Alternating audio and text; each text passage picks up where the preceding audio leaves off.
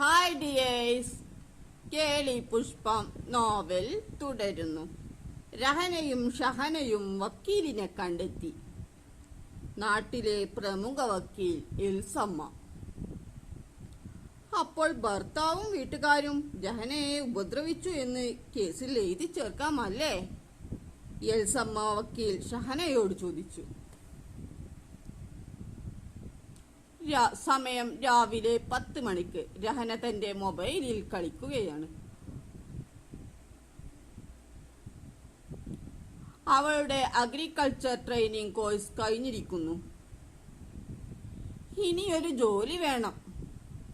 അവൾ ഒരു ജോലി അന്വേഷിച്ച് നാട്ടിലെ പ്രമുഖന്മാരെയും മെമ്പർമാരെയും വിളിക്കുന്നു. എല്ലാവരും കൈയൊഴിയുന്നു. ഡിവൈഎഫ്ഐ നേതാവും വാർഡ് മെമ്പറുമായ അഭിജിത്തിനെ രഹന വിളിക്കുന്നു.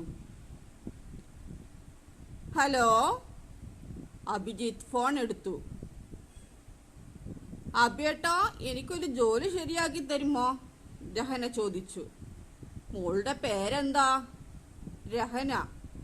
ഫോണിലൂടെ പറഞ്ഞപ്പോൾ അഭിജിത്തിനെ തന്നെ മനസ്സിലായി കാണില്ല. അങ്ങനെ രഹന പഞ്ചായത്ത് ഓഫീസിൽ അഭിജിത്തിനെ കാണാനെത്തി. ഞാനാണ് നിങ്ങളെ വിളിച്ച രഹന. അഭിജിത്തിനെ കണ്ടപ്പോൾ രഹന പറഞ്ഞു. മോളായിരുന്നോ?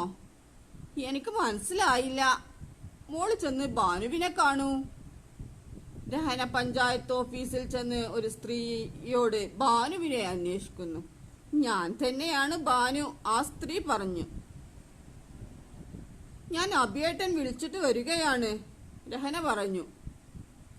ആ, അഭിയേട്ടൻ എന്നെ വിളിച്ചിരുന്നു. മോൾക്കൊരു ജോലി വേണമല്ലേ?